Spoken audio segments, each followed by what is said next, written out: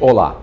Nesta edição, o Estúdio MP recebe a visita do Procurador de Justiça, Walter Sabella, secretário do órgão especial do Colégio de Procuradores. Doutor, uma grande satisfação recebê-lo aqui para a nossa entrevista. Eu gostaria que o senhor, resumidamente, apresentasse as matérias de alta relevância que recentemente foram aprovadas pelo colegiado, pensando no futuro da instituição. O senhor poderia resumi-las, por gentileza, doutor? Pois não, Cláudio. Cumprimento você, digo-lhe que o prazer é meu, cumprimento a todos aqueles que acompanham o site do Ministério Público. Recentemente nós tivemos a oportunidade de aprovar uma ampliação de quadro de servidores para o Ministério Público, alcançando a soma de 320 servidores entre analistas e agentes. Em outras palavras, funcionários que exercem atividades administrativas para que os promotores possam cumprir as chamadas atividades fim, que são as suas funções institucionais. A par disto, aprovamos também recentemente o novo orçamento do Ministério Público para o exercício financeiro de 2018, da ordem de 3.166 bilhões de reais, uma soma significativa para que o Ministério Público de São Paulo possa dar cumprimento às suas obrigações constitucionais. Aprovamos o plano estratégico para o próximo quinquênio. Como se sabe, dada a multiplicidade de funções do Ministério Público, é preciso que a nossa ação diária obedeça um planejamento e, tanto quanto possível, de médio prazo. Perfeito. Paralelamente a isso, nós alocamos, quer dizer, nós acrescentamos vários cargos de promotor de justiça em várias comarcas, com vistas a que o público seja melhor servido. Vale a pena citar ainda a abertura de concurso público para aproximadamente 70 vagas, mais aquelas que surgirem supervenientemente para promotor de justiça. E nós também atribuímos funções, são as chamadas partilhas de atribuições, aos membros da instituição em todo o território do Estado de São Paulo, com vistas ao atendimento da nossa população nas suas mais diversas necessidades, que são muitas, como nós sabemos, por razões estruturais ou circunstanciais, fatos, enfim, do nosso conhecimento. Ou seja, o senhor, nesse finalzinho da sua resposta, nos indica que as matérias que são aprovadas pelo órgão especial têm como pano de fundo a preparação da instituição para atender às expectativas da sociedade, não é isso? É um dos sentidos finalísticos essenciais do órgão especial do Colégio de Procuradores de Justiça.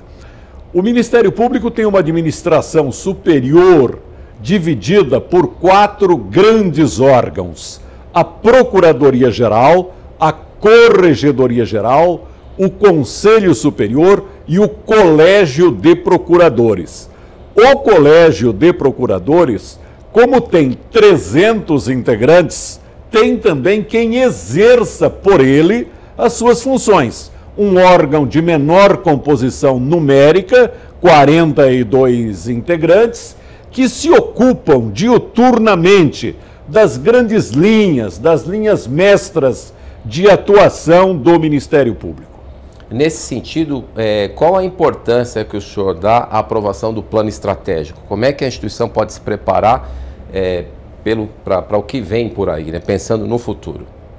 A aprovação do plano estratégico é essencial, porque num país complexo como o Brasil, com diferenciações socioeconômicas tão múltiplas no seio da população, não é possível a uma instituição como o Ministério Público agir improvisadamente. Ora, De acordo com o artigo 127 da Constituição Federal, o Ministério Público é responsável pela ordem jurídica, pelos direitos individuais e sociais indisponíveis e pelo regime democrático. O nosso povo, nós sabemos, possui carências incontáveis. Nós temos que estabelecer prioridades a médio ou longo prazo, agir em função do atendimento de tais prioridades e nos munirmos dos instrumentos, dos recursos e da logística necessários a que essa missão seja cumprida. Daí esta denominação que por si mesma é apta a evidenciar as cautelas que nós temos. Perfeito. Nós temos uma estratégia, mais que isso, um plano estratégico. E para agir, para trabalhar, estamos de olhos postos nas reclamações que nos chegam individualmente, que nos chegam pelas organizações sociais, que nos chegam pela nossa ouvidoria, sem dúvida, ou que nos chegam, inclusive e especialmente, pela imprensa, que aí sempre foi uma testemunha ocular dos fatos e de tudo que rola no dia a dia. O senhor acaba de citar a imprensa, que tem noticiado recentemente, com bastante frequência, uma movimentação que a gente poderia classificar como contra as prerrogativas de membros do Ministério Público. O senhor certamente há de concordar com a máxima de que o procurador de justiça e o promotor de justiça exercem as suas prerrogativas não em nome próprio, mas em nome da sociedade. Nesse sentido, como é que o senhor analisa esse movimento contra as prerrogativas de membros da instituição, que em última instância poderiam se voltar contra a própria sociedade que ele representa? As ações do Ministério Público, especialmente nos últimos tempos, têm contrariado alguns interesses. Para nós que estamos rodados nestas estradas, a reação não é surpreendente. Aliás, se voltarmos os olhos numa retrospectiva histórica, nós veremos que a progressão do Ministério Público ao longo do tempo sempre foi feita com avanços e recuos, não é? Na Constituição Imperial de 1824, de 25 de março, não havia praticamente nada digno de nota. Na de 1891, havia um artigo 58 dizendo que um ministro do Supremo seria o Procurador-Geral da República. Aí tivemos uma Constituinte em 33 para 34, e na Constituição de 34 já tínhamos algumas normas relativas a concurso, etc. Em 37, houve um retrocesso com o Estado Novo. Certo. Novamente, em 45, se instala uma outra Constituinte e em 46 passamos a ter um título com normas de garantia, de concurso, etc. Aí vem a Revolução de 64 e com a Constituição de 67 nós fomos parar no capítulo do Poder Judiciário. Vem o Ato Institucional número 5 de 13 de dezembro de 1968 e acaba com as prerrogativas remanescentes. Vem a Emenda Constitucional número 1 de 1969 e nós vamos para o capítulo do Poder Executivo.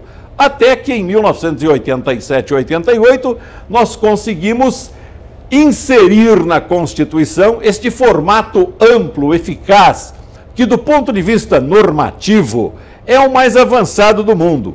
Tão avançado que, a bem da verdade, quase 30 anos depois desta Constituição ter sido promulgada, sequer trasladamos ainda do plano normativo para a prática, para o cotidiano, para a realidade, todas as funções que o Ministério Público efetivamente pode exercer em benefício do povo. Agora, no ponto central da sua pergunta, se o Ministério Público sofrer perdas, quem sofrerá perdas, fundamentalmente, será a sociedade.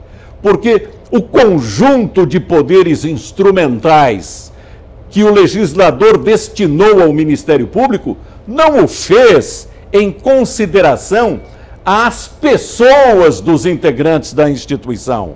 destinou tais poderes, tais instrumentos, como meios de defesa dos interesses da cidadania. É a cidadania que perderá. Veja, é bem verdade que o país anda às voltas com incontáveis problemas. Mas, antes de 88, antes deste Ministério Público, pergunta-se quem houvera ouvido falar de um potentado que tivesse sido levado à barra dos tribunais. Só depois que o Ministério Público foi armado pelo legislador constituinte como braço da sociedade para defender os seus interesses legítimos. Doutor Sabella, o seu papel é reconhecido não só na instituição, em todo o país. O senhor, em virtude do posto que ocupava na época da Constituinte, ajudou a construir o Ministério Público que nós temos hoje, graças à Carta Magna de 88. A conjuntura política de 87 a 88 parece bastante distinta da atual conjuntura. O senhor é otimista? Vai ser possível a manutenção das prerrogativas do Ministério Público da forma que elas foram concebidas lá atrás? Lutaremos por isso, Cláudio. Você fez uma observação aguda. O quadro circunstancial era totalmente diverso. Nós vínhamos de um período de mais de 2 décadas em que as liberdades individuais haviam sido represadas. Então o Congresso Nacional, naqueles dias, funcionou como um desaguadouro das aspirações nacionais. E todas as aspirações, todas as novidades que chegavam eram bem recebidas. Todos eram recebidos de braços abertos. Pois bem, não se sabia bem o que era aquele Ministério Público que a nossa geração levou para ser incluído na normação, na normatização constitucional. Hoje já se sabe. Hoje se sabe. E o Brasil é um país que tem uma crise ética, um quadro político partidário caótico, porque onde há 30 partidos políticos, não há clareza política. Vamos convir que onde há 3 dezenas de agremiações partidárias, não se tem um quadro claro da realidade política.